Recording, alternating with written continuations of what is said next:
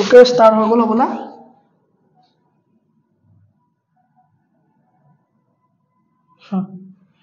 10 million নাই হোৱা হ'ব কেৰবা হেটো কি আছিল এপ্ৰিল ফুল হেটো এপ্ৰিল ফুল আজি মই যেটো 10 মিলিয়ন সাবস্ক্ৰাইবাৰ থ্যাংক ইউ বুলি যে দিছিলো এপ্ৰিল ফুল যে কৈছিলো হেটো মো যিখিনি মোক ভাল পায় সেইখিনি মোক কংগ্ৰেচুলেশ্যন দিছে ঠিক আছে না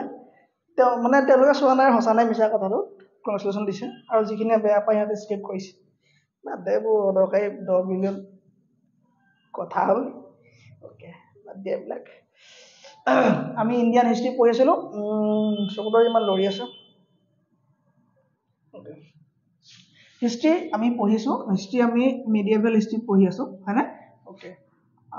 কি আছিল আমাৰ ট্ৰিকটো কি আছিল ডালিম অকমান আগৰ পৰা ধৰিছো আজি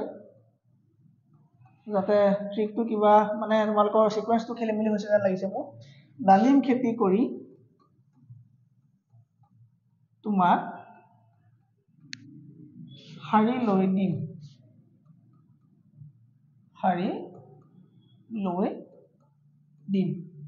হৈছে ডালিম খেতি কৰি তোমাক হাৰি লৈ দিম ঠিক আছে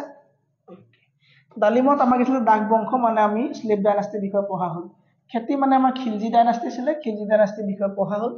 তো মানে আমাৰ তুগলক ডাইনাষ্টি ছিল পঢ়া হল এই তুগলক ডাইনাষ্টিৰ পৰা প্ৰথম সিয়া শাসন আৰম্ভ হৈছিল ক'ত ভাৰতত ঠিক আছে সিয়া আৰম্ভ হৈছিল হাৰিৰ পৰা সৈয়দ ডাইনাষ্টিৰ পৰা সিয়া আমাৰ কপা আৰম্ভ হৈছিল সৈয়দ ডাইনাষ্টিৰ পৰা কি হৈছিল সিয়া শাসন আৰম্ভ হৈছিল ঠিক আছে না তাৰ পৰা আহি গল আমাৰ কি লোডি আৰু লোডি বংশৰ পৰা আমাৰ কি হলে আফগান বংশ আৰম্ভ হল আফগান সকলে ভাৰতত শাসন কৰা আৰম্ভ হল আমাৰ লোডি বংশৰ সময়ৰ পৰা আৰম্ভ হল আৰু এই লোডি বংশকে অন্ত পেলাই কোন বংশ আহিছিলে আমাৰ ভাৰতত লোডি বংশ অন্ত পেলাই কোন আহিছিলে মোগল আহিছিলে হয়নে লোডি বংশ অন্ত পেলাই কৈছে মোগল আহিছিলে আৰু মোগলে এই লোডিক কি কৈছিলে সম্পূৰ্ণৰূপে ধ্বংস কৰিব নোৱাৰিলে ঠিক আছে এই মোগল বংশই লোডি বংশৰ ওপৰত আক্ৰমণ কৰি লোডি বংশ হৰুৱাই ইব্ৰাহিম লোডি হৰুৱাই পেলাই তেওঁ কি কৈছিলে বংশ এস্টাবলিশ কৰিছিলে কোনে বাবৰে মানে তেওঁ মোগল বংশ আৰম্ভ কৰিছিলে কিন্তু এই লোডি বংশ সম্পূৰ্ণ সফা হৈছিল না সম্পূৰ্ণ তেওঁলোকে পৰাজয় কৰি পাইছিল না সম্পূৰ্ণ যুদ্ধ কৰি বা সম্পূৰ্ণৰূপে নাইকিয়া কৰি পাইছিল না আফগানসকলক নোৱাৰিলে ঠিক আছে না সো কি হল পাছত 1540 চনত আকৌ 1540 চনত এই আফগানসকলৰ এটা এই সামন্ত মানে যেটো আগৰ সিস্টেম আছিল ন সো যিসকল আছিল সম্পূৰ্ণ সফা নোহোৱাৰ কাৰণে এটা পাৰ্ট থাকি গলগে আৰু সেই সকলে 1540 ত সুৰ ডাইনাষ্টি প্ৰতিষ্ঠা কৰিছিল মানে সুৰ ডাইনাষ্টি এটা অংশ হৈ গৈছিল আৰু এই সুৰ ডাইনাষ্টি এটা আকৌ দিল্লীত মুদাঙি উঠিছিল কেতিয়া 1540 চনত মুদাঙি উঠিছিল ঠিক আছে না সো এইখিনিলৈকে আমাৰ সিকোয়েন্সটো খেলিমেলি মানে হ'ব নালাগে দেই সিকোয়েন্স খেলিমেলি হলে হিষ্ট্রি পাহৰি যাবা সো তোমালোকে এতিয়া এটা কথা ভাই হিষ্ট্ৰি পঢ়িবলৈ লৈ যেতিয়া মোক ট্ৰিক গীতা লৈ এবাৰ মনত পেলাবা ট্ৰিক গীতা লৈ পেলাই যেতিয়া কপিখন পেলি আৰম্ভ কৰিবা অটোমেটিক তোমালোকৰ গোটেই বস্তুখিনি মনলৈ আহি যায় চাগে হয়নে সো কোন বংশৰ ৰজা আছিলে কোন আছিলে এমবিটি মোহাম্মদ বিন তুগলক কোন আছিলে ফিৰোজ শাহ তুগলক কোন আছিলে গোটেইখিনি মনলৈ আহি যায় নে গোটেইখিনি সিকোয়েন্স আহি যায় ঘোঁৰা ব্ৰেন্ডিং কৰা প্ৰথাটো কোনে আৰম্ভ কৰিছিলে হৰ্স ব্ৰেন্ডিং ঠিক আছে নে সেইবোৰ কোনে আৰম্ভ কৰিছিল সব গোটেইখিনি বস্তু সিকোয়েন্সকে মনত ৰাখি থোৱা আমাৰ হিষ্ট্ৰি আৰু জীৱনত চাগে পঢ়িবলগীয়া নহব যি আমাৰ এই ভিডিওখিনি চাইছে ঠিক আছে নে যি আমাৰ হিষ্ট্ৰি ক্লাস কৰিছে তেওঁলোকৰ কাৰণে কোনো ধৰণৰ দিগদাৰ নহয় ঠিক আছে ওকে আমি বাবৰক পঢ়ি শেষ কৰিলো বাবৰক আমি শেষ কৰা হল ন বাবৰ খতম হল বাবৰ আমি খতম কৰিলো 1519 পৰা 1530 লৈকে আমি বাবৰক আমি শেষ কৰি দিলো হয়নে আমি বাবৰক খতম কৰিলো হল বাবৰৰ আমি কি হৈছিল 1530 ত বাবৰৰ মৃত্যু হৈছিল বাবৰৰ মকবৰা ক'ত আছিল কাবুললৈ নিয়া হল পছন্দ কৰিছিল আগ্ৰাত আছিল কিছিল আৰামবাগত আছিল হয়নে এই বাবৰ কি হয় আগৰ পৰা তেওঁ এজন কষ্ট হৈছিল মানুহ আছিল কাৰণ তেওঁ নিজৰ পৰিচয়ৰ কাৰণে যুদ্ধ কৰি থাকিব লগা হৈছিল হয়নে আমি বাবৰৰ পঢ়া আমি কমপ্লিট কৰিছিলো আৰু বাবৰৰ পাছৰ পৰা আমাৰ কোন আহিছিল বাবৰৰ পাছৰ পৰা আমাৰ কি আৰম্ভ হৈছিল বাবৰ 1530 গুছি গৈছিল হয়নে 1530 কি হৈছিল গুছি গৈছিল নে মৃত্যু হৈছিল বাবৰৰ মৃত্যু ফাইনেল মকবৰা ফাইনেল মৰিখালি ক'ত আছে ফাইনেল কবৰ ক'ত আছে কাবুলত আছে হয়নে গুড ক'ত আছে কাবুলত আছে ওকে এতিয়া কথা হল বাবৰৰ পুতেক কেটা মই এবাৰ ৰিভাইজ কৰি লৈছো ঠিক আছে নে বাবৰৰ পুতেক কেটা আছিল বাবৰৰ পুতেক 4টা আৰু ছোৱালী এজনী আছিল হয় বাবৰৰ পুতেক কেটা নাম আমি সকলোৱে জানিছিলো কি আছিল বাবৰৰ পুতেক কেটা নাম কামৰান আসকাৰী হিন্দাল হুমায়ুন ঠিক আছে না ওকে তাৰপৰা এজনী ছোৱালী কোন আছিলে ছোৱালী কোন আছিলে গুলবদন বেগম নামৰ এজনী ছোৱালী আছিলে চ' হুমায়ুনৰ ভনীয়েক আছিলে ঠিক আছে নে ওকে চ' হুমায়ুনক বাবুৱে নমিনেট কৰি থৈ যোৱাৰ কাৰণে হুমায়ুন কি হৈছিলে ৰজা হৈছিলে হুমায়ুন কি হৈছিলে ৰজা হৈছিলে ওকে আমি হুমায়ুনক কালি মাৰিলো নে হুমায়ুন হুমায়ুন কি হৈছিলে মানে হুমায়ুন ঠিক আছে হুমায়ুন হুমায়ুন আহি থাকে মুখত হুমায়ুন কি হৈছিলে ৰজা হৈছিলে ঠিক আছে হুমায়ুন ৰজা হৈছিলে কেতিয়া 1530 বাবৰ মৰাৰ 4 দিনৰ পাছতে 1530 কি হৈছিলে 1530 কি হৈছিলে এই হুমায়ুন ৰজা হৈছিলে হল আৰু তেওঁ জীৱনৰ প্ৰথম যুদ্ধখন কি আছিলে পানিপথৰ প্ৰথম যুদ্ধ যিখন বাবৰে যুদ্ধ কৰিছিলে হয় নাই তাৰ পৰা তেওঁ যুদ্ধ কি আছিলে হুমায়ুন যুদ্ধ কি আছিলে তাৰ পাছত কি আছিলে এই ইয়াত যে হৈছিলে যে মধ্যপ্ৰদেশৰ কালিঞ্জৰ অভিযান যে কৈছিলে কিমান চনত 1531 ত এখন প্ৰথম যুদ্ধ আছিলে হৈ গ'ল সেইখিনি হৈ গ'ল 1531 কালিঞ্জৰ কৰিলে হৈ গ'ল 1530 তাৰপৰা কি হ'ল 1539 কি কৰা হ'ল কি কৰিলে শ্বেৰশ্বাহ চুৰি এই আফগানসকলৰ দ্বিতীয় আফগান বুলি যে মই অকমান সিকুৱেন্সটো কৈছিলো যে মানে যে লুডি বংশৰ এটা ভাগ ঠাই কৰিছিলে সামন্ত হিচাপে তেওঁলোক আফগানসকলৰ এটা পাৰ্ট থাকিছিলে শ্বেৰশ্বাহ চুৰিয়ে এইটো কৈছিলে এই আমাৰ এই বিহাৰ অঞ্চলত কৈছিলে এটা এষ্টাব্লিশ কৰিছিলে মানে বিহাৰ অঞ্চল এষ্টাব্লিশ কৰিছিলে আৰু সেই বংশটোৰ আছিলে শ্বেৰশ্বাহ চুৰি ঠিক আছে চ' শ্বেৰশ্বাহ চুৰিৰ লগত তেওঁ কি কৈছিলে যুদ্ধ কৰিব লগা হৈছিলে শ্বেৰশ্বাহ চুৰিয়ে কি কৈছিলে 1530 চৌচা বেটেল অফ চৌচাত হয় না বেটেল অফ চৌচাত কি কৈছিলে যুদ্ধ কৰিছিলে কাৰ লগত যুদ্ধ কৰিছিলে হুমায়ুনৰ লগত যুদ্ধ কৰিছিলে আৰু হুমায়ুন পৰাজিত কৰিছিলে হল সেইখিনিকে আমি গম পালো হুমায়ুন পৰাজিত হোৱাৰ পাছত হুমায়ুনৰ লগত আৰু ক'ত লাগিছিলে আকৌ এবাৰ ক'ত লাগিলে কনৌজ বা বেটেল অফ বিলগ্ৰাম হয় না কনৌজ বা বেটেল অফ বিলগ্ৰাম 1540 কি লাগিলে বেটেল অফ কনৌজ বা বেটেল অফ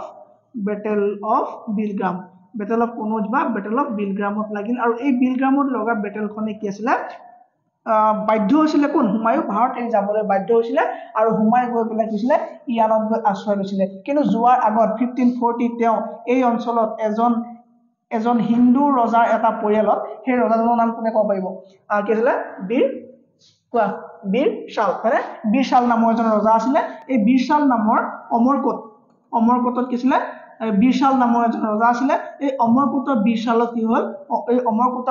কি হ'ল তেওঁ নিজৰ পত্নী কি নাম হামিদা বানু বেগম ঠিক আছে নে পত্নী কোন এই হুমায়ুনৰ পত্নীৰ নাম কি হামিদা বানু বেগম এই হামিদা বানু বেগমক প্ৰেগনেন্ট অৱস্থাতে বানু বেগমক এৰি থৈ গৈছিলে আৰু তেওঁ হিন্দু এটা পৰিয়ালত গৈছিলে এই বীৰশালৰ ৰাজ্যতে কি কৈছিলে তেওঁ জন্ম দিছিলে কাক আকবৰক জন্ম দিছিলে ঠিক আছে নে সো হুমায়ুন 1540 হুমায়ুন গুচি গৈছিলে ঠিক আছে নে 1540 হুমায়ুন ক'ত গৈছিলে গৈ পেলাই ইৰাণ পাইছিলে কোন হুমায়ুন গৈ পেলাই মানে ইৰাণলৈ তেওঁ পলাই যাব লগা হৈছিলে হল সেইখিনিয়ে কোৱা হল এতিয়া হুমায়ুন গ'লগে ঠিক আছে হুমায়ুন যোৱাৰ পিছত ইয়াত শ্বেৰশ্বাহ চুৰি কৰিলে চব দখল কৰি দিল্লীলৈ গ'ল কোন শ্বেৰশ্বাহ চুৰি দিল্লীলৈ গ'ল দিল্লীত গ'লে শ্বেৰশ্বাহ চুৰিয়ে শাসন কৰিব ল'লে দিল্লীত শাসন কৰিব ল'লে আৰু দিল্লীত শ্বেৰশ্বাহ চুৰি কেতিয়ালৈ শাসন কৰিলে 1540 পৰা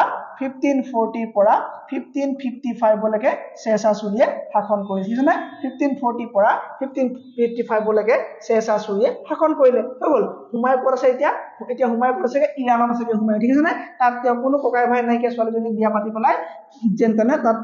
চলি আছে ঠিক আছে আৰু তেওঁ ৰৈ আছে যে কেতিয়া মৰিব শ্বেৰশ্বাহ মই কেতিয়া যাম ভাৰতলৈ ঠিক আছে নে এই শ্বেৰশ্বাহ কেতিয়া মৰিছিলে কিমান 1545 শ্বেৰশ্বাহৰ মৃত্যু হৈছিলে 1545 যদিও শ্বেৰশ্বাহৰ মৃত্যু হৈছিলে তেওঁ আহিবলৈ ভাৰতলৈ সাহস কৰা নাছিলে কিয় কাৰণ শ্বেৰশ্বাহৰ পাছত বেলেগ এজনে কি কৈছিলে এই চুৰি বংশত শাসন কৰিছিলে শ্বেৰশ্বাহৰ পাছত বেলেগ এজনে কৈছিলে চুৰি বংশৰ শাসন কৰিছিলে সেইজনৰ নাম কি ইছলাম শাহ চুৰি কি নাম আছিলে ইছলাম শাহ চুৰি ঠিক আছে নে ইছলাম শাহ চুৰি দেখিছিলে চুৰি যোৱাৰ পাছত আমাৰ হেৰি এইটো কি বুলি কয় শ্বেৰশ্বাহ চুৰি যোৱা পাছত কোন আহিলে ইছলাম শাহ চুৰি আহিলে কোন আহিলে ইছলাম শাহ চুৰি এই ইছলাম শাহ চুৰি অহাৰ লগে লগে ইছলাম শাহ চুৰি অহাৰ লগে লগে কি হ'ল এতিয়া চাব লাগিব ন আহিব নোৱাৰে হয় নাই সো ইছলাম শাহ চুৰিক তেওঁ গতিমতি চাই পেলাই মানে ইছলাম শাহ চুৰিক দেখিলে যে দুৰ্বল হয় সো তেতিয়া তেওঁ কি হৈছিলে ভাৰতলৈ সোমাইছিলে কোন হুমায়ুন তেতিয়া ভাৰতলৈ সোমাইছিলে বুজি পাইছা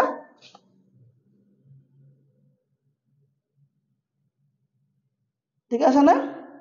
শ্বেৰশ্বাহ চুৰি বুজি পালে নাই কালি নে আকৌ আজি ডিটেইল ক'বলৈ আজি ডিটেইল কোৱা দৰকাৰ নাই নহয় শ্বেৰশ্বাহ চুৰিৰ বিষয়ে অলপ কৈ দিয়ক ছাৰ আকৌ ওকে শ্বেৰশ্বাহ চুৰিৰ বিষয়ে মই আৰু অকণমান কৈ দিম বাৰু বাকি আৰু প্ৰব্লেম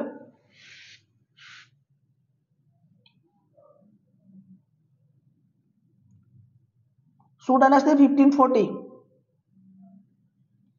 কালিঞ্জ অভিযান মই আগতে ক'লো 1531 1531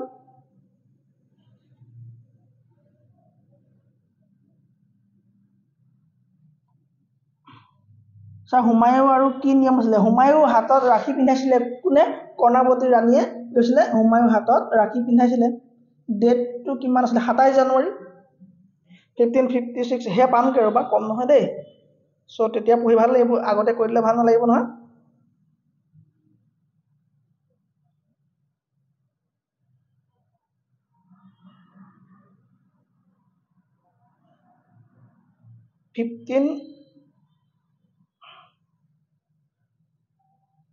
শেষাচুৰীৰ মকবাৰা ক'ত আছে ৰ'বা কৈ আছো ওকে এতিয়া কি হ'ল 1540 কি হৈ গ'ল আমাৰ ইৰাণলৈ গুচি গ'ল কোন হুমায়ুন গুচি গ'লগে ঠিক আছে নে এতিয়া আহি গ'ল আমাৰ কোন শেৰশ্বাহৰ বিষয়ে আমি কালি পঢ়িলো শেৰশ্বাহ কি আছিলে সৰুতে নাম আছিলে ফাৰিদ আছিলে বাপেকৰ নাম আছিলে হাছান আলী হয়নে বাপেকৰ নাম আছিলে হাছান আলী ঠিক আছে নে তেওঁ কৈছিলে তেওঁ এজন ভাল যোগ্য ৰজা আছিলে বুলি ক'ব পাৰি নে পাৰি ঠিক আছে নে ক'ব পাৰি নে পাৰি তেওঁ ৰাজসভাত কোন কোন আছিলে আৰু তেওঁ নিয়ম কি কৰিছিলে তেওঁ ৰাজসভাত কোন কোন আছিলে আৰু তেওঁ কি নিয়ম মানিছিলে তেওঁ ৰাজসভাত তদাৰমল আমি পাইছো তদাৰমল এই তদাৰমল বুলি এজন কি আছিলে এই তদাৰমল তেওঁ কি আছিলে ৰাজসভাত কোন তদাৰমল আছে ঠিক আছে নে এই তদাৰমল আছিলে ঠিক আছে তাৰপৰা তেওঁ কি কাম কৰিলে তেওঁ পুৰণা কিলা নিৰ্মাণ কৰিছিলে ঠিক আছে তেওঁ কি কৰিলে তেওঁ পট্টা ব্যৱস্থা আনিলে মাটি জমিন কৰালে হয়নে মাটি মানে জমিন কি জমিন কৰালে মাটিক মানে তেওঁ ভূমি এইবোৰ যে আমাৰ যে কৰা হয় যে এইবিলাকে কি বুলি কয় এইবিলাক কিবা থাকে নহয় মাটি মানে এইবোৰ হিচাপ যে কৰে যে জোখমাখ যে কৰে হয় নে মাটি জোখমাখ কৰা কামবিলাক কামটো পাট্টা চিষ্টেম আনিলে পাট্টা তেওঁ মাটি জোখমাখ কৰা আনিলে আৰু কাবুলিয়ত হয় নে আৰু কেলে কাবুলিয়ত মানে কি আছিলে কাবুলিয়ত মানে কি আছিলে ধৰি লোৱা মই ৰবা দেখাই আছো কাবুলিয়ত মানে কি হৈ গ'ল ধৰি লোৱা এই ৰজাই টেক্স কালেক্ট কৰিবলৈ পঠালে তেওঁ এজন অধিকাৰীক পঠালে তেওঁ এজন মানে অধিকাৰীজনক পঠালে যে মানে তুমি যোৱা এই মানুহজনৰ ঘৰলৈ তুমি টেক্স কালেক্ট কৰা টেক্স তুমি ল'বা 60% টেক্স ল'বা ঠিক আছে না আৰু সেই মানুহজন গৈ যে সেই কৃষকজনৰ ঘৰলৈ 70% টেক্স বিচাৰিব আৰু এই কৃষকজনৰ জানো গৈ 60% হয় নহয় বুলি সুধিবলৈ সাহস আছে নাই চ' তেনেকে 10% টেক্স কি হ'ল যিজনে টেক্স কালেক্ট কৰিবলৈ আহে তেওঁ মাৰি দিছিলে হয়নে চ' এইটোৰ পৰা বচাবৰ কাৰণে কৃষকবিলাকক খেতিয়কবিলাকক এইটোৰ পৰা বচাবৰ কাৰণে তেওঁ কৈছিলে যে যিমানটো টেক্স হ'ব সিমানটোৰ বিনিময়ত এখন কাগজত তেওঁলোকে চহী কৰি দিব লাগিব ঠিক আছে নে সেই কাগজখন আনি আকৌ মানে কি ৰজাক জমা দিব লাগিব আৰু সেইখন হ'ল কি কাবুলিয়ত বুলি কোৱা হ'ব ঠিক আছে নে সেইখন কি বুলি কোৱা হ'ব কাবুলিয়ত বুলি কোৱা হ'ব গম পালো কাবুলিয়ত কাক ক'ব সেইখন কি হ'ব কাবুলিয়ত বুলি কোৱা হ'ব ঠিক আছে নে পাট্টা আৰু কাবুলিয়তৰ চিষ্টেম আনিছিলে কোনে শেৰশ্বাহ চুৰী আনিছিলে ঠিক আছে নে আৰু কি কৈছে পুৰণা কিলা land survey good land survey বুলি কয় মানে লেণ্ড চাৰ্ভে কৰিছিলে লেণ্ড চাৰ্ভে কৰিছিলে গৈছিলে কৰোৱাইছিলে ঠিক আছে নে লেণ্ড চাৰ্ভে কৰোৱাইছিলে মাটিৰ জৰীপ কৰোৱাইছিলে হয় নে মাটিৰ জৰীপ কৰোৱাইছিলে ঠিক আছে দিৱানী উইজাৰ্ড এইবোৰ আছিলে দিৱানী আৰি আছিলে সেইটো আৰ্মি ডিপাৰ্টমেণ্ট চাইছিলে দিৱানী ইনচা আছিলে যিটো চৰকাৰৰ ৰেকৰ্ডবিলাক চাইছিলে এইখিনি কোনে কৈছিলে শেৰশ্বাহ চুৰীয়ে কৈছিলে হয়নে শেৰশ্বাহ চুৰী কেনেকৈ মৃত্যু হৈছিলে গম পোৱা নাই আমি শেৰশ্বাহৰ মৃত্যু হোৱাৰ কাৰণটো আমি ক'ব পাৰিম নে কোনোবাই শেৰশ্বাহ কেনেকৈ মৃত্যু হৈছিলে এই শেৰশ্বাহৰ গম পোৱা নাই আকবৰৰ পথ ফাইণ্ডাৰ বুলি কোৱা হয় আকবৰৰ পথ ফাইণ্ডাৰ বুলি কিয় কোৱা হয় শেৰশ্বাহ গম পোৱা নাই আকবৰৰ পথ ফাইণ্ডাৰ বুলি কিয় কোৱা হয় শেৰশ্বাহক কোৱা শেৰশ্বাহ কিয় কোৱা আকবৰ পথ ফাইণ্ডাৰ বুলি কাৰণ আকবৰে 90% যিটো চিষ্টেম আছিলে মানে 90% নহয় 60% চিষ্টেম কাৰ পৰা লৈছিলে শেৰশ্বাহ চুৰীৰ পৰাই লৈছিলে ঠিক আছে ওকে একদম লাষ্টত কি হ'ল তেওঁ এমপিৰ কি হ'ল কালিঞ্জত 1540 এমপি কালিঞ্জত তেওঁ গৈ পেলাই কি হ'ল এজন ৰজাৰ লগত ফাইট লাগিব লগা হ'ল এজনী নৰ্তকীৰ কাৰণে ঠিক আছে এজনী নৰ্তকীৰ কাৰণে এজনী ডেন্সাৰৰ কাৰণে তেওঁ এজন ৰজাৰ লগত ফাইট লাগিব লগা হ'ল আৰু ফাইট লাগি পেলাই কি কৰা হ'ল তেওঁ তাতে মৃত্যু হ'ল কি নাম আছিলে কিৰাত সিং ঠিক আছে কিৰাত সিং নামৰ এজন ৰজাৰ লগত আক্ৰমণত তেওঁলোকৰ মাজত মানে তৰ্ক হ'ল যে এই নাচনী যদি বোলে মোক লাগে বুলি ক'লে কোনে শেৰশ্বাহ চুৰীয়ে ক'লে কিন্তু সি ক'লে বোলে মই দিব নোৱাৰোঁ তেনে বোলে ফাইট এখন হৈ যাওক তেনেকৈ বম চম পুহি গাত কোন মৰিলে শেৰশ্বাহ চুৰী মৰিলে শেৰশ্বাহ চুৰী মৰাৰ পাছত কোন আহিলে নেক্সট কোন আহিব শেৰশ্বাহ চুৰীৰ মৃত্যুৰ পাছত নেক্সট ৰজা কোন আহিব কোৱা কোন আহিব ইছলাম শাহ চুৰী আহিব হয়নে ইছলাম শাহ চুৰী আহিব ঠিক আছে নে ইছলাম শাহ চুৰী আহিব ঠিক আছে এতিয়া ইছলাম শাহ চুৰী আহিলে ক'ত আহিলে ইয়াত চ' এতিয়া এইফালে বাহিৰত কৈছিলে আমাৰ বাহিৰত সেই সময়ত আছিলে আমাৰ কোন এইজন কোন হুমায়ুন ঠিক আছে হুমায়ুনে আকৌ পুনৰ সোমাই দিলে ক'ত ভাৰতত পুনৰ সোমাই দিলে ভাৰতৰ পঞ্জাবৰ এই অঞ্চলটো তেওঁ দুখন যুদ্ধ কৰিব এতিয়া হুমায়ুন পেলাই কোনে হুমায়ুৱে হুমায়ুৱে কৰিছিলে ইয়ান আছিলে ইয়ানৰ পৰা হুমায়ুৱে 1555 যেতিয়া দেখিলে যে তাৰ একদম খালী হৈ গ'ল 1555 একদম খালী হৈ গ'ল দিল্লী খালী হৈ গ'ল তেতিয়া কোন হুমাই দিলে হুমায়ু আকৌ দিল্লীত আক্ৰমণ কৰিবলৈ হুমাই দিলে 1555 হুমায়ে দুখন যুদ্ধ তেওঁ কৰিব লগা হ'ল এখন বেটেলৰ নাম কি battle of battle of Machhiwara battle of Machhiwara battle of মাচি চি ডাবল চি আছে নেকি ডাবল চি আছে বেটেল অফ মাচিৱাৰা তে কৰিলে আৰু এখন কি কৰিলে সিৰহিন আৰু কি কৰিলে বেটেল অফ সিৰহিন বুলি দুখন বেটেল কৰি দিছে না বেটেল অফ সিৰহিন আৰু বেটেল অফ মাচিৱাৰা 1555 কি কৰিলে 1555 তেওঁ কৰিলে কৰি পেলাই লাহে লাহে দিল্লী অধিগ্ৰহণ কৰিলে দিছে না দিল্লী অধিগ্ৰহণ কৰিলে কোনে হুমায়ুৱে দিল্লী অধিগ্ৰহণ কৰিলে ঠিক আছে আৰু এইফালে কোন আছে আৰু এইফালে কোন আছে তাৰ পুতেক কাক জন্ম দিছিলে 15 ঠিক আছে তাৰ মানে পুতেক কোন আছিলে আকবৰ ঠিক আছে না আকবৰ পুতেক আছিলে এই পুতেকৰ জন্ম হ'ব কেতিয়া 1542 ঠিক আছে না 1542 কাৰ জন্ম হ'ব আকবৰৰ জন্ম হ'ব ঠিক আছে না ওকে সো ইয়াত হুমায়ুন কি হ'ব শাসন কৰিব মানে শাসন কৰিলে পাবনে 1555 আহিছিলে 1556 মই থাকিলে 1556 27 জানুৱাৰী 1556 27 জানুৱাৰী 27 জানুৱাৰীত কাৰ মৃত্যু হ'ব 1556 27 জানুৱাৰীত কাৰ মৃত্যু হ'ব আমাৰ হুমায়ুন দাদা মৃত্যু হৈ যাব ঠিক আছে না সো আকবৰ তেতিয়া কিমান বছৰ হ'ব 42 জন্ম আকবৰ 15 অক্টোবৰ 1542 জন্ম কাৰ আকবৰ তেতিয়া আকবৰ এনে বয়স হ'ব কিমান পাব খুব বেছি 14 বছৰ 12 বছৰ মান হ'ব মানে ঠিক আছে সো হুমায়ু আহি পেলাই কৰিব নোৱাৰিলে হুমায়ু 1556 মৃত্যু হ'ল কিন্তু হুমায়ু মৃত্যু হোৱাৰ আগে আগে কাৰণ আকবৰ জন্ম হৈছিলে কেতিয়া চাবা দেই আকবৰৰ মাক কোন আছিলে হামিদা বানু বেগম ঠিক আছে না আকবৰৰ মাক আছিলে হামিদা বানু বেগম ঠিক আছে ৰবা একদম ভালকে চাই যাবা সিকোয়েন্সটো অকমান খেলিমেলি হ'লে দিগদাৰ হৈ যাব আকবৰ এই হুমায়ু জন্ম এই হুমায়ু কেনেকে মৃত্যু হৈছিলে লাইব্ৰেৰীত কিতাপ পঢ়ি থাকোতে পিছল খাই পৰি পেলাই চেতে ঠিক আছে আকবৰ জন্ম কেতিয়া ক'লো মই 15 অক্টোবৰ হয় না 1542 ঠিক আছে না 15 অক্টোবৰ 1542 কাৰ জন্ম হ'ব আমাৰ আকবৰ ভাই জন্ম হ'ব আকবৰৰ ফুল নেমটো কোৱাচোন কাবা যদি মনত আছে জালালউদ্দিন মোহাম্মদ কি হ'ব আকবৰ ঠিক আছে না জালালউদ্দিন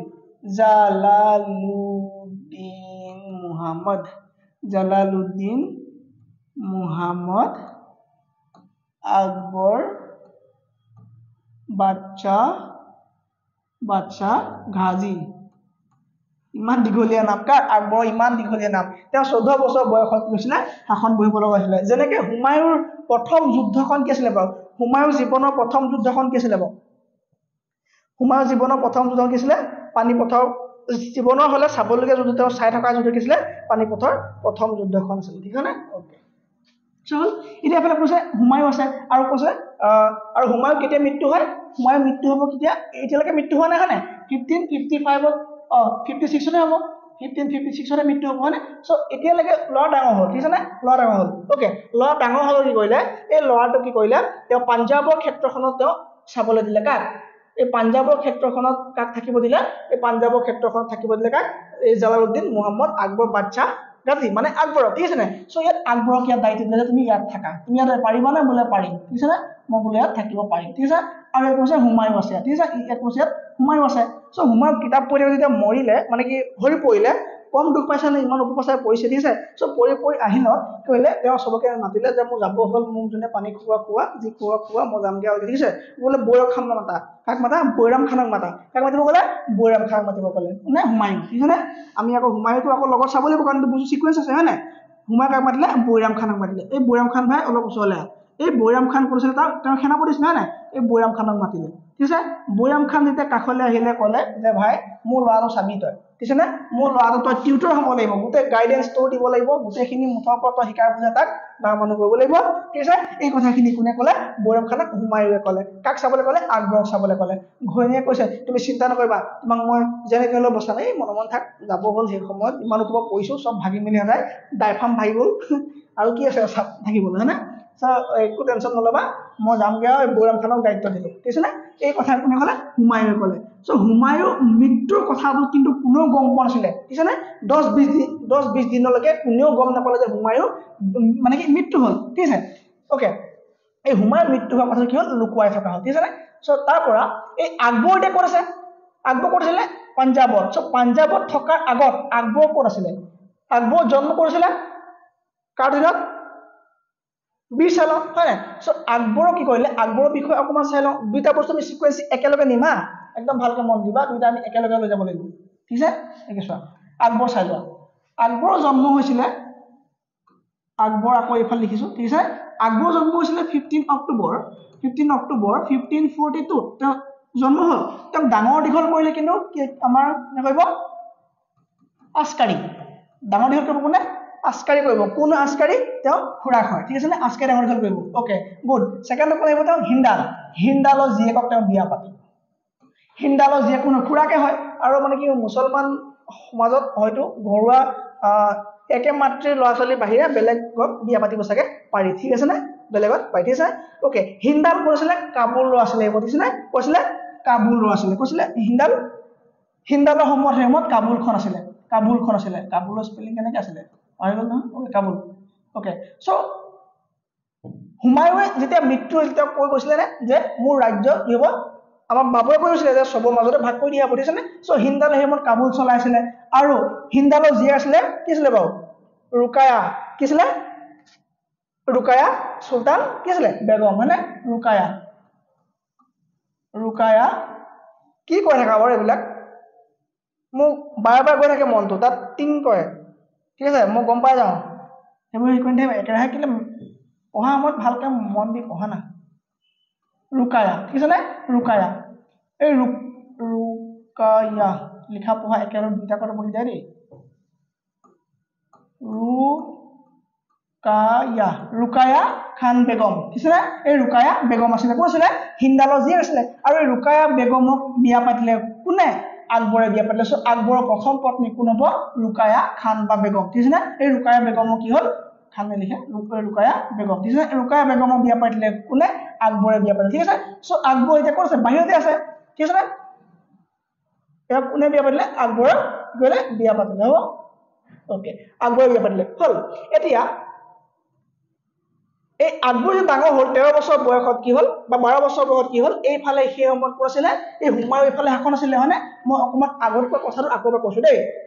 খেলি মেলি নকৰিবা হা ইয়াত কোন আহিব ইয়াত থাকিব কোন আহিব ইয়াত থাকিব হুমায়ুৰ থাকিব আৰু এইফালে পাঞ্জাবক দায়িত্ব দিলে কোন এই ল'ৰাটো যে আকবৰ ইয়াক ক'লে তুমি পাঞ্জাবৰ ক্ষেত্ৰখন থাকা আৰু দায়িত্ব কাক দিলে বৈৰাম খানক দিলে ঠিক আছে নে দায়িত্ব কাক দিলে বৈৰাম খানক দিলে ঠিক আছে তো পাঞ্জাবত থকাৰ অৱস্থাতে ইয়াত যেতিয়া মৃত্যু হ'ল ইয়াত বৈৰাম খানে পালে হয় নাই সো বৈৰাম খান কি হ'ল গুচি গ'ল তালে যে কলেগে তাক যে সিক্ৰেট খবৰটো দিয়া হ'ল যে তোমাৰ দেউতাৰ মৃত্যু হৈছে ঠিক আছে সো দুইটা একেলগে আহিব লাগিব এতিয়া সো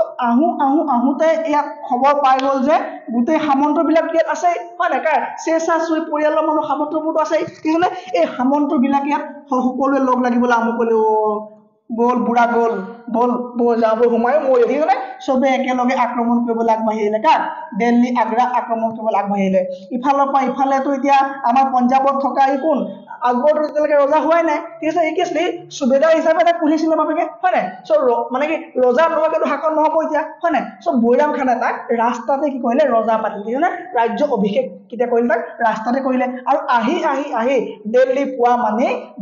মানে এইফালে অধিগ্ৰহণ হৈ গ'ল ঠিক আছে দিল্লী আক্ৰমণ কৰি দিল্লী অধিগ্ৰহণ হৈ গ'ল ঠিক আছে গম পাইছা দিল্লী কি হৈ গ'ল দিল্লী আক্ৰমণ হৈ গ'ল ঠিক আছে তো পাঞ্জাবৰ পৰা আহি পোৱালে কি হ'ল দিল্লী আক্ৰমণ হৈ গ'ল ঠিক আছে দিল্লী আক্ৰমণ হৈ গ'ল তাৰ পৰা এইফালে তেওঁলোকে ভাবিছো দিল্লীটো গ'লে আমি আগ্ৰালৈ ঘূৰি যাওঁ ব'লা আগ্ৰা গৈ পোৱালে ইফালে আগ্ৰাও ল'লে কোনে ল'লে এতিয়া কথাটো হ'ল যে কোনে ল'লে এই ইমানখিনি যে আমাৰ গাঁৱত বা সেইখিনি যে যিবোৰ লোকেল মানুহ আছিলে সেইবোৰ যে গোট খাই পেলাই আহিলে তেওঁলোকক নেতৃত্ব দিয়া মানুহ নাছিলে ঠিক আছে নেতৃত্ব দিয়া মানুহৰ অভাৱত আমাৰ ভাৰতখনে বাৰে মাৰ খাইছে ঠিক আছে সো নেতৃত্ব দিয়া মানুহ নাই সো সব আহিলে হয় যুদ্ধ কৰিব হয় এতিয়া লাগিলে হয় এইখন ল'লে হয় নেতৃত্ব দিব কোনে এতিয়া এই ৰাজস্থানৰ ফালৰ পৰা এজন মানুহক লৈ যোৱা হ'ল হেমু বুলি কয় ঠিক আছে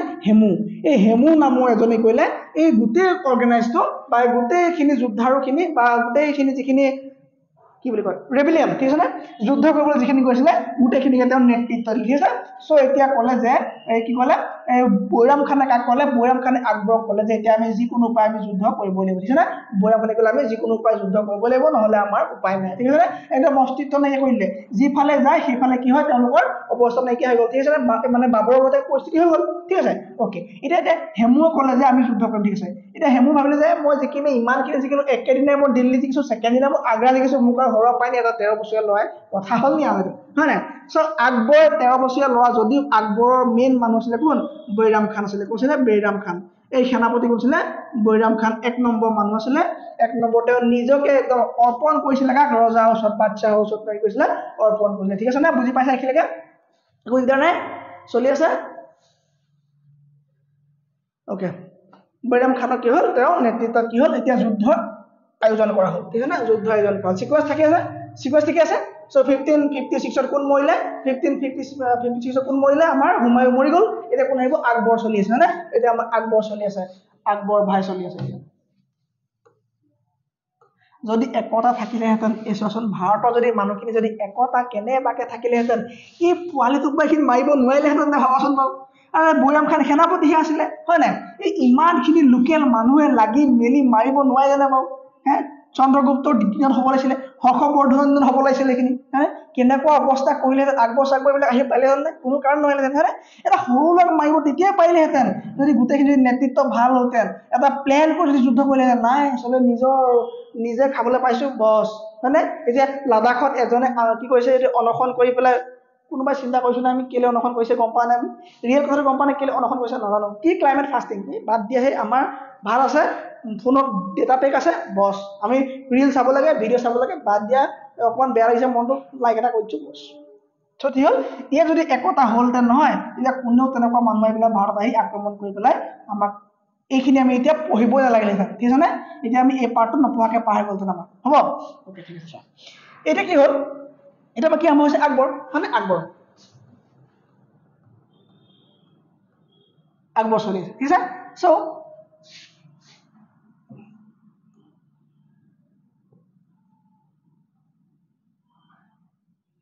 আকবৰ হয়নে দেখিবলৈ ভাল লগা নাই যে ছেকেণ্ড টাইম বনালে ভাল নলগা হৈ যায়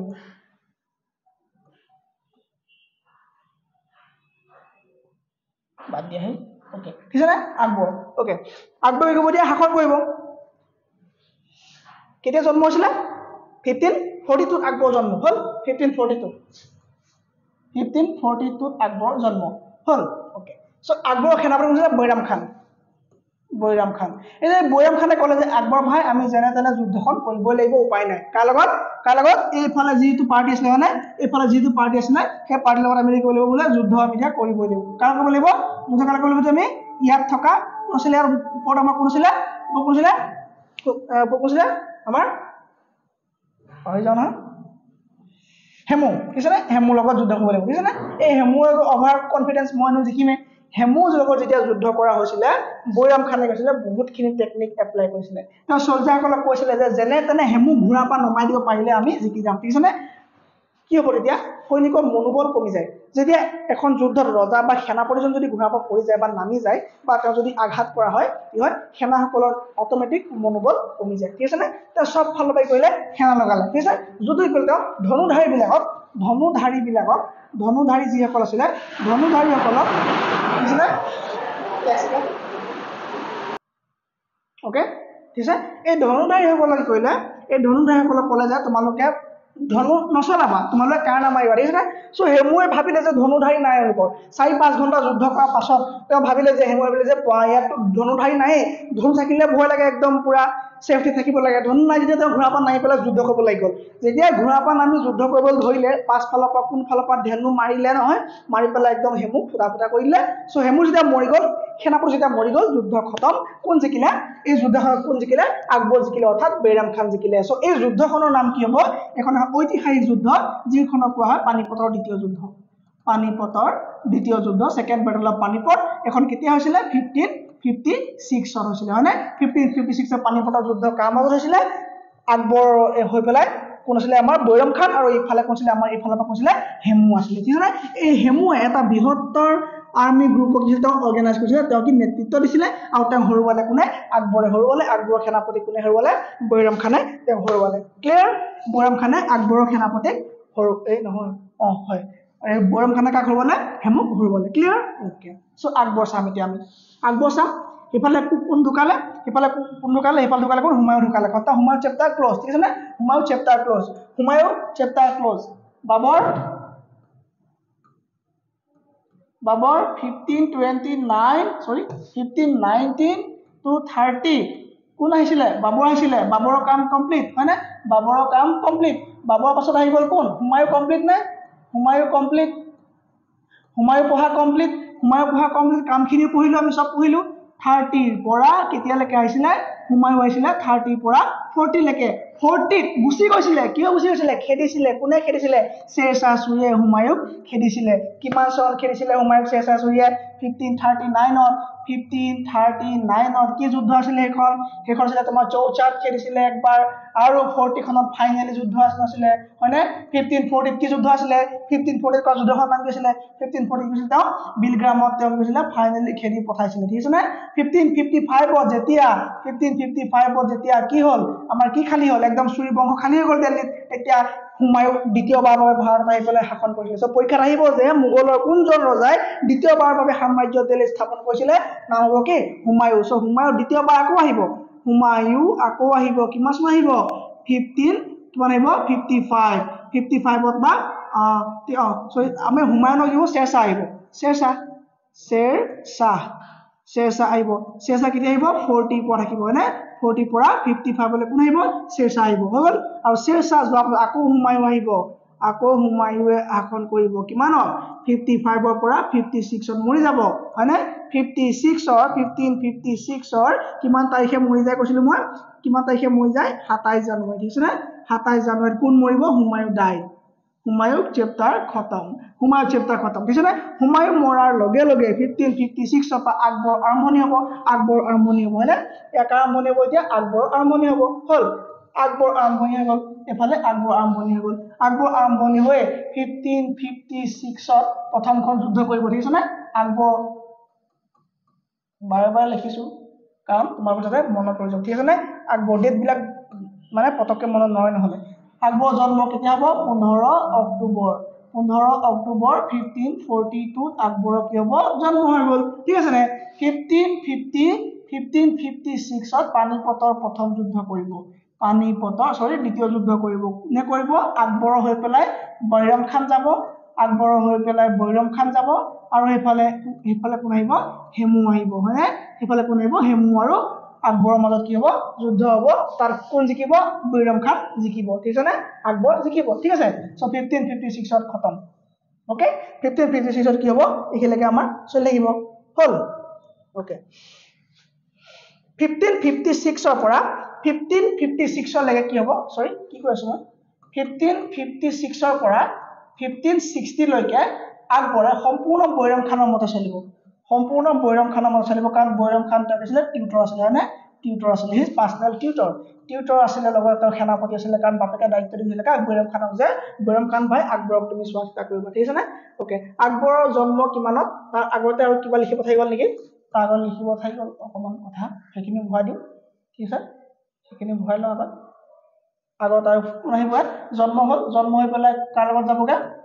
আসকাৰিয়া ডাঙৰ দীঘল কৰি পেলাই হিন্দাল কাবুলত যাব কাবুলৰ হিন্দালৰ জীয়েকৰ নাম কি আছিলে ৰুকায়া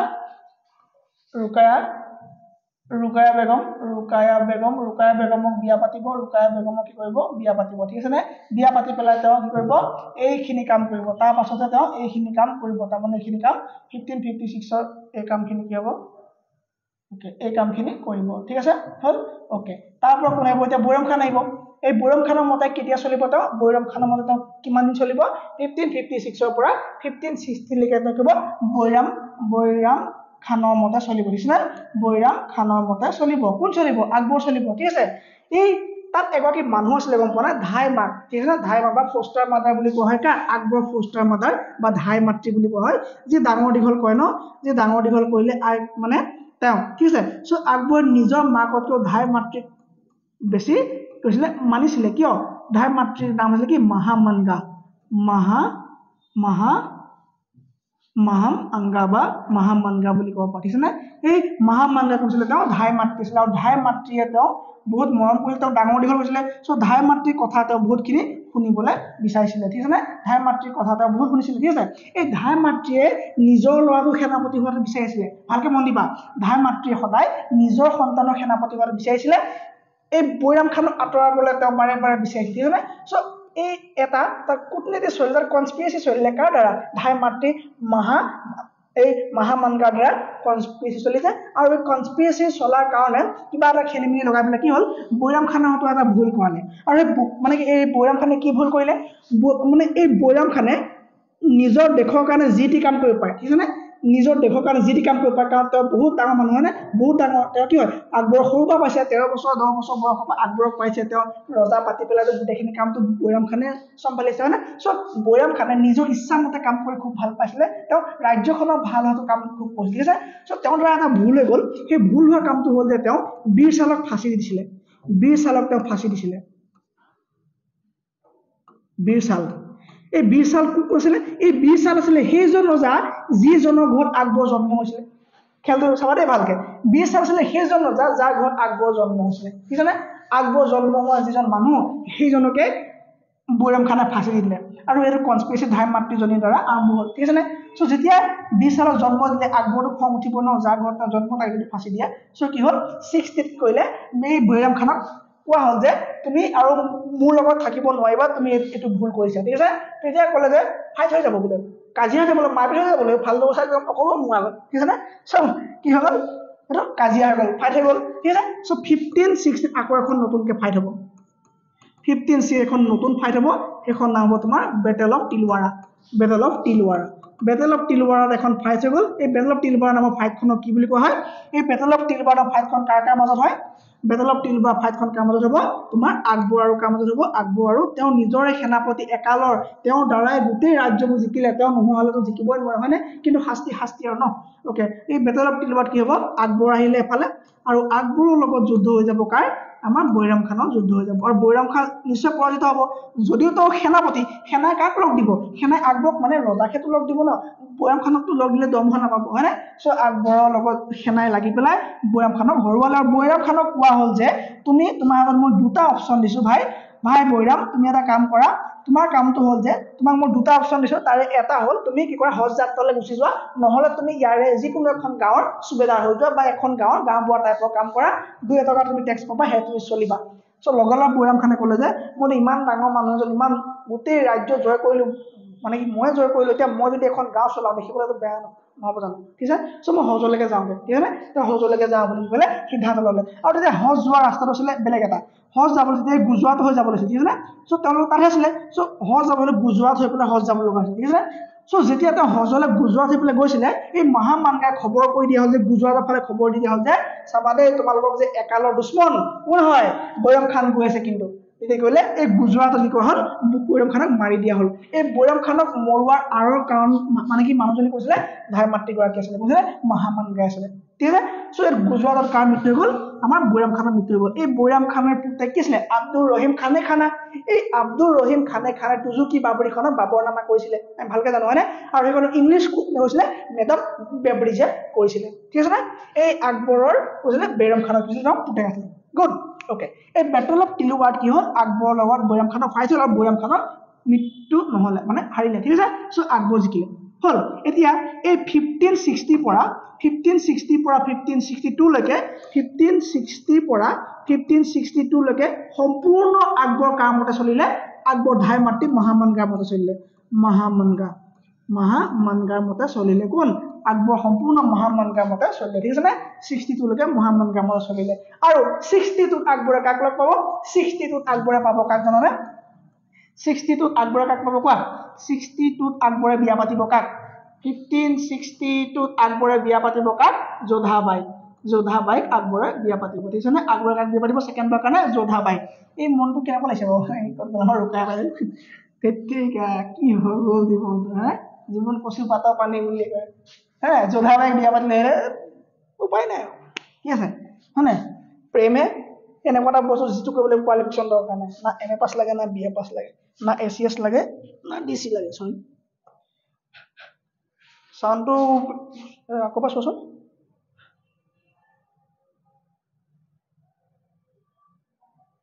চাউণ্ড অকে আছে ন কি হ'ল 1562 কি হ'ল যোধাবাই বিয়া পাতিলে এই যোধাবাই আকবৰক মানুহ বনোৱাত বা আকবৰ এজন দক্ষ ৰজা বনোৱাত সহায় কৰিছিলে কোনে যোধাবাই এই এজন পুৰুষক আচলতে ডমিনেশ্যন একদম ভাল নাপাতিছেনে প্ৰথমে তেওঁলোকে ধাই মাতি গৰাকী বহুতখিনি টৰ্চাৰ কৰিলে কিন্তু এই যোধাবাই জানিছিলে যে মই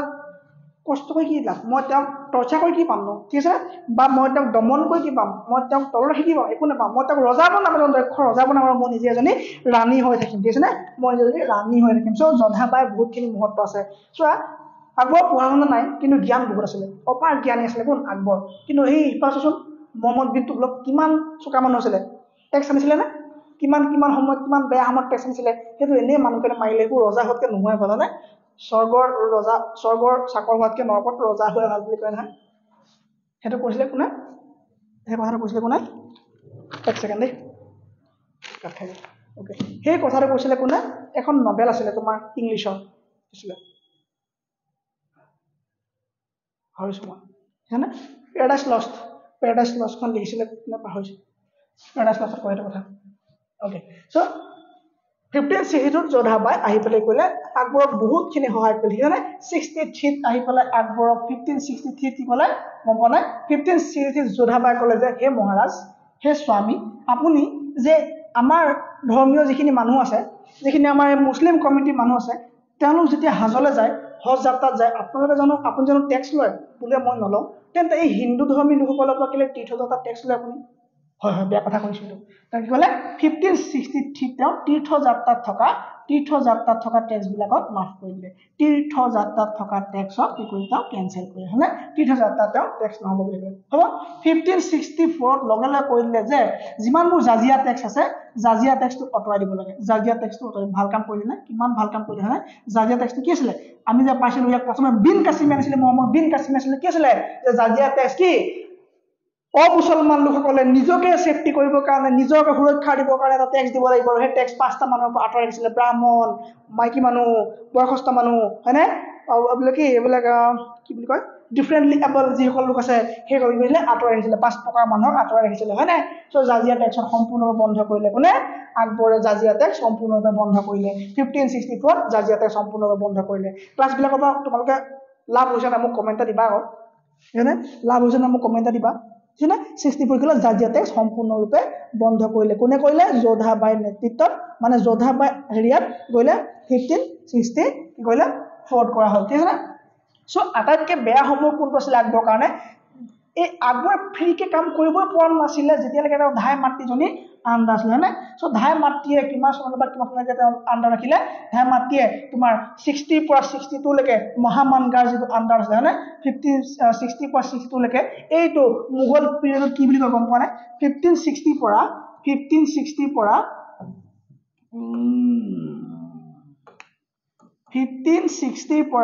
1562 এই পিৰিয়ডটোক মোগল পিৰিয়ডত পেটিকোট শাসন বুলি কয় কি বুলি কয় পেটিকোট পিৰিয়ড বুলি কোৱা হয় এই পেটিকোট এডমিনিষ্ট্ৰেশ্যন বুলি ক'ব পাৰোঁ আমি ঠিক আছে পেটিকোট পিৰিয়ড বুলি কয় কোনটো 1560 পৰা 1562 সময়খিনি কি বুলি কোৱা হয় পেটিকোট পিৰিয়ড বুলি কোৱা হয় কিয় কোৱা হয় কাৰণ মহামানগাৰ নেতৃত্বত বা মহামানগাৰ মতে চলিব লগা হৈছিলে কোন আকবৰ মহামানগাৰ মতে চলিব লগা হৈছিলে সেইকাৰণে কোৱা হয় ঠিক আছে চ' 1560 পৰা 1562 সময়খিনি পেটিকোট পিৰিয়ড বুলি কোৱা হয় নামটো অকণ ভাল দিব নোৱাৰিলে নে অ'কে কি পিৰিয়ড পেটিকোট পিৰিয়ড এতিয়া ক'ত ৰখা যাব পেটিকোট পিৰিয়ডত ইয়াত ৰাখিব লাগিব ৰ'বা এইটো অকণমান তললৈ দিলে সেই পেটিকোট তাত ওপৰত হৈ যাব তুমি ধৰি যাওঁ পেটিকোট ওপৰত যাব বছ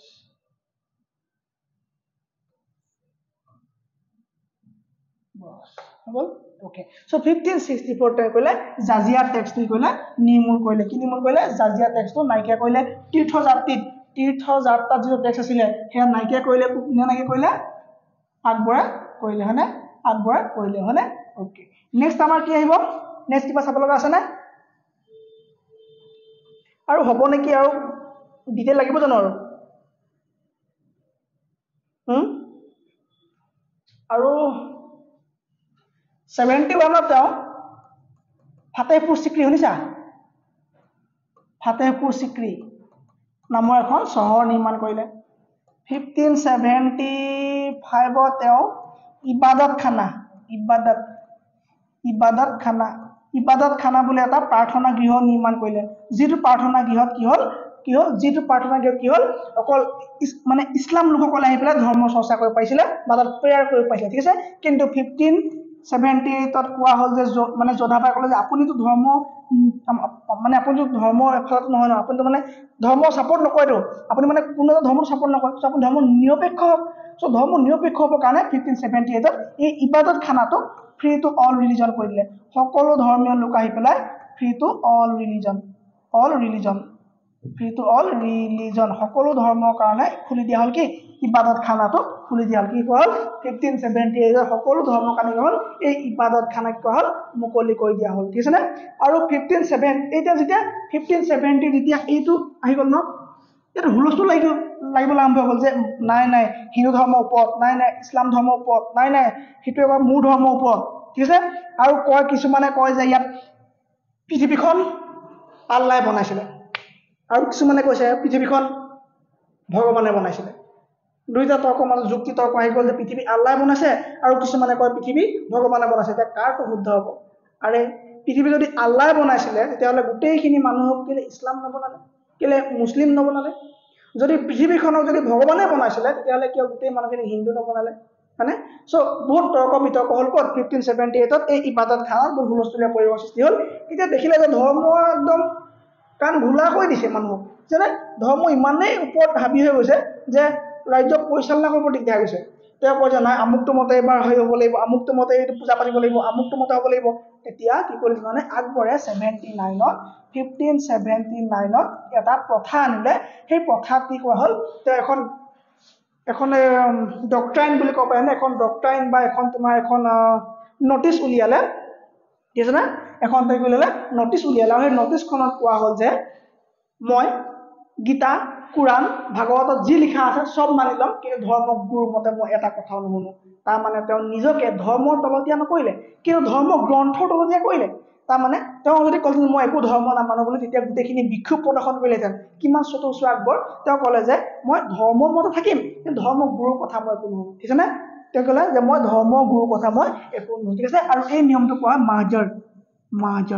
মাজৰ নিয়মৰ মতে কি কোৱা হ'ল যে মই ধৰ্মৰ মতে মানে মই চলিম ধৰ্ম গ্ৰন্থ মই তলতীয়া হয় সকলো ধৰ্মৰ মই যিখিনি কথা আছে মই মানি চলিম কিন্তু ধৰ্ম গুৰুৱে কোৱা কথা মই এটাও মানি নচলিম ঠিক আছে নে 1579 কি হ'লে মাজৰ নিয়ম মতে কি কৰিলে এইটো কাম কৰিলে ঠিক আছে অ'কে চ' এইটো চলি গ'ল তেওঁ ধৰ্ম নিৰপেক্ষ হয় তেওঁ কোনো ধৰ্ম মানে ছাপোৰ্ট নকৰে একো ধৰ্মই তেওঁ কেনেকৈ ছাপোৰ্ট নকৰে ঠিক আছে নে চ' তেওঁ ধৰ্ম ছাপোৰ্ট নকৰে এটা নতুন ধৰ্ম নিজেই বনালে তেওঁ এটা নিজেই নতুন ধৰ্ম বনালে সেই ধৰ্মটোৰ নাম কি হ'ব 1582 এটা নতুন ধৰ্ম বনালে দিন-ই-ইলাহী কি বনালে তেওঁ দিন-ই-ইলাহী নামৰ এটা নতুন ধৰ্ম বনালে আৰু যিটো ধৰ্ম কোনো ছাপোৰ্টাৰ নোলালে মহেশ দাসক বাদ দি who is Mahesh Das yes he is কোন পাছতে কি হ'বগে বীৰবল হ'বগে হয়নে মহেশ দাস এই মহেশ দাসে কি কৰিলে অকল সেই ধৰ্মটো ল'লে মহেশ দাসে ল'লে ঠিক আছে নে চ' দিন-ই-ইলাহী ধৰ্ম হেৰি হ'ল নে এইবোৰ ফলপ্ৰসূ হ'ল নে নহ'লে যেনেকৈ আমাৰ ইয়াত টকা মুদ্ৰা মানে নহয় আমাৰ কাৰেঞ্চি যেনেকৈ চেঞ্জ হৈছিলে তেনেকৈ ধৰ্ম জানো নহ'ব ন ধৰ্ম এটা আৰু এনেকৈ নহ'ব ন চব ধৰ্মৰ পৰা তেওঁ ভাল গুণবিলাক আনি পেলাই তেওঁ নতুন ধৰ্ম এটা যদি প্ৰতিষ্ঠা কোৱা হয় দিন-ই-ইলাহী বুলি কোৱা হয় ঠিক আছে নে চ' আকবৰৰ বিষয়ে আমি কিমান পঢ়িলো চোৱা মই যিখিনি ইম্পৰ্টেণ্ট সেইখিনি পঢ়াই যাম যিখিনি লাগে মই চব পঢ়াওঁ যিখিনি লাগে মই স্কিপ কৰি যাম ঠিক আছে নে চ' এইখিনি কি হ'ল আকবৰৰ আমি আজি কমপ্লিট কৰিছোঁ ইয়াতে আকবৰ কমপ্লিট কৰিছোঁ আকবৰক আমি পাছত মাৰিম জাহাংগীৰক আমি পাছত আনিম ঠিক আছে নে থেংক ইউ